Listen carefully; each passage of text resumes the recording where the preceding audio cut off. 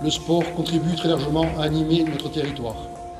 À notre arrivée aux responsabilités, nous étions déjà convaincus du potentiel de notre ville, puisqu'elle est, depuis toujours, une terre de sportifs.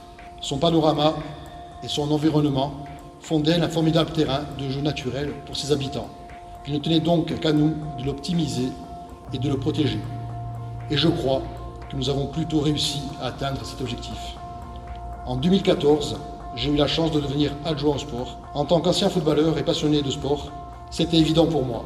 La politique que nous mènerions pour Ajaccio serait ambitieuse. Ma volonté était de permettre à tous, quel que soit leur niveau, de pratiquer et d'avoir accès à toutes ces valeurs développées par le sport. Je voulais placer le sport comme créateur de liens sociaux. Pour cela, j'étais déterminé à créer un environnement et des infrastructures et à organiser tout un ensemble de dispositifs avec l'aide de mon équipe.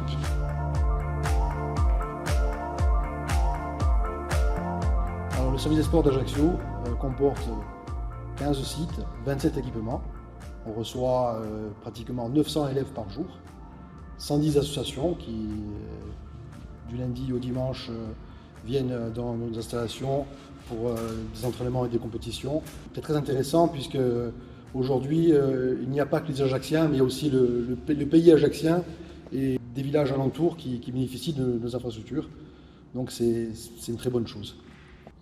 L'école municipale des sports, c'est des stages multi-activités avec des prestataires pour faire découvrir à nos enfants plusieurs disciplines. Le mercredi, pendant les vacances scolaires, les vacances d'été, il y a des week-ends ados 3 fois par an. Et nous travaillons aussi avec la maison de quartier des Salines pour laisser personne au bord du chemin, bien au contraire. Quand nous sommes arrivés en 2014, il a fallu travailler sur la rénovation de toutes nos infrastructures. Elles avaient pris de l'âge. À partir de là, nous sommes allés chercher des subventions et nous avons obtenu une enveloppe de 4 millions d'euros. L'objectif était d'améliorer les conditions des visiteurs et des Ajacciens. Alors Saint-Jean a été des projets qui me tenaient à cœur. C'est un des gymnases plus vieux de Corse. J'allais à l'école là-bas, donc il a été refait entièrement. Alors cette rénovation du stade de Pierre-Cahuzac, ça a donné un tel essor dans le quartier du Pétralbe, puisque des clubs se sont créés, une pelouse synthétique avec des vestiaires, un nouvel éclairage. Cela permet d'animer en permanence ces quartiers est d'Ajaccio. Le stade Ange-Camille a subi de fortes dégradations lors de la tempête il y a 2 ans. Un mât d'éclairage est tombé, ce n'était pas prévu au budget. Nous sommes allés chercher des fonds. Grâce à ça, le stade avec sa pelouse synthétique est homologué pour des équipes nationales. C'est très bien pour Ajaccio.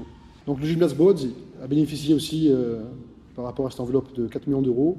Éclairage du dojo, de la salle de boxe, des sports collectifs, du hand, avec les sols. Le stade Jean-Fabiani, ce monsieur a été un grand homme pour le quartier puisqu'il a œuvré dans le social et surtout dans le sport qui est un vecteur où on inculque les valeurs et le respect. Après le bilan, il y a toujours des projets puisque au mois de mars, nous allons nous représenter.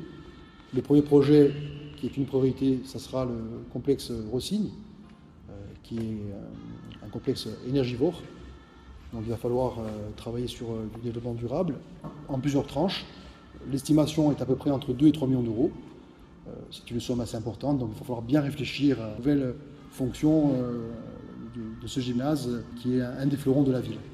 Nous avons fait le projet d'un boulodrome, donc il y aura des terrains extérieurs qui seront livrés d'ici la fin de l'année.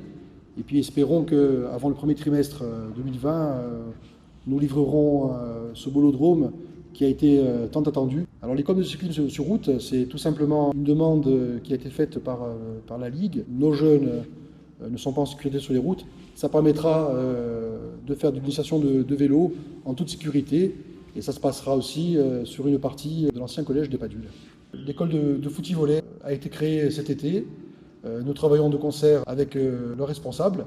Nous cherchons du foncier pour pouvoir couvrir l'infrastructure qui sera important pour les championnats d'Europe et du monde et surtout pour nos jeunes qui seront initiés à cette discipline qui est en plein essor.